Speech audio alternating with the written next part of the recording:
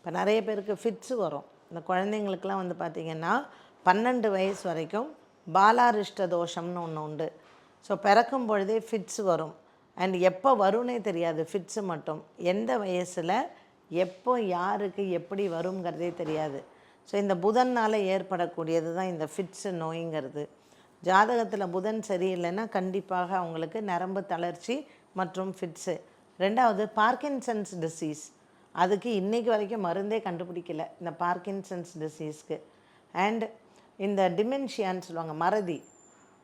And அல்சீமர்னு சொல்லக்கூடிய disease. So இந்த புதனால் ஏற்படக்கூடிய இந்த டிசீசஸ் எல்லாம் பார்த்திங்கன்னா வயதாகும் பொழுது நமக்கு வருது. ரெண்டாவது நமக்கு பிறக்கும் பொழுதே அந்த ஃபிட்ஸ் எல்லாம் வந்து பாலாரிஷ்ட தோஷம் சொல்கிறது, ஃபிட்ஸ் எல்லாம் வந்து நமக்கு வரும். இந்த புதனால் ஏற்படக்கூடிய இந்த நோய்களுக்கெல்லாம் நமக்கு நிரந்தர தீர்வுக்கு மருந்து இருக்கான்னு பார்த்திங்கன்னா கிடையாது. டிப்ரெஷன், சந்திரனும் புதனும் ராகுவும் சேர்ந்ததுன்னு வைங்க, அந்த ஜாதகத்தில் நம்ம கண்டிப்பாக சொல்லலாம் இது கண்டிப்பாக டிப்ரெஷன் வரும்னு. தூக்க மாத்திரை போட்டு போட்டு போட்டு தூங்கிகிட்டே இருப்பாங்களே தவிர அந்த நரம்பெல்லாம் வீக் ஆகிடும்.